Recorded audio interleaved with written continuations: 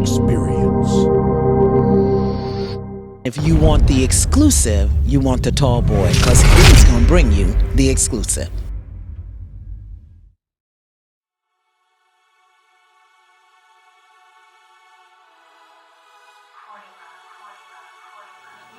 Me and my business partner, Shantae, we were a little bit older than you, about 29, but we definitely had challenges with being taken seriously because we had big dreams of being, all things to advertising, marketing, and PR. And we never came from an agency. I was a writer by trade, a journalist, and she was in the music business as a marketing director at Def Jam. So we just had a lot of creative talent. We didn't have a lot of professional or business talent, so we struggled. But the defining quality that's kept us alive for 11 years is just we persevered, we lasted. We really developed our working relationship to where it's almost like a marriage where because I see you have a manager, where we know how to disagree. We have an undying love for each other. We're very different people.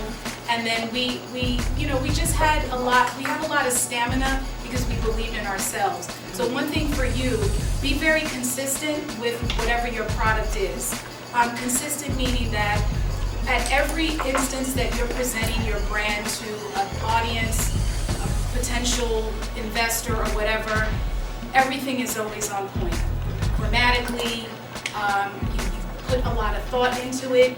Every interaction has to really sell yourself, and not necessarily in a traditional sales way, but you're always kind of prepared. You go into situations eyes wide shut, and then you have to have a support system to get you through those tough times, whether it's your family, friends, your business partner. But if I can't remember who, it may have been Shaka Zulu or somebody in the music business years ago, or maybe Russell Simmons. The only thing that separated, them from other artists or companies who, maybe it fell off or whatever, is that they just did not stop. They did not give up. And that sounds very simple, but that is incredibly hard. Because, when I graduated from Spelman, I graduated in '98, and then I wrote and did some corporate stuff. But there was a time when we started 135th that I was waitressing at Johnny Carino's Camp Creek. So it's not there anymore, but I was waitressing. So imagine and I was not right out of college. So imagine your classmates, Spelman classmates, you coming in there serving them, or potential people that. I remember one time, Munson Steve, who's the publisher of Rolling Out, I had just, maybe like a couple weeks ago, pitched him for something for a client, and then I'm serving him. That's not exactly the brand that you want, I'm saying, 135th Street, and then, he sees me, with my waitress, and, I'm slinging pasta and all of that.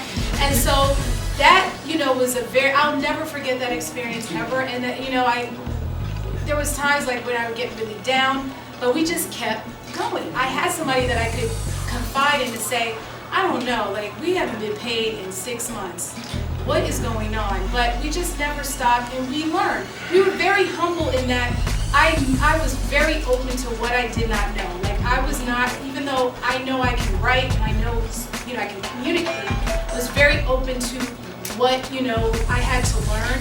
So that kind of helped me advance a little bit. So consistency, humility, and making sure you have a really good support team will help you sort of stay the course. Think big, think tall, think tall boy.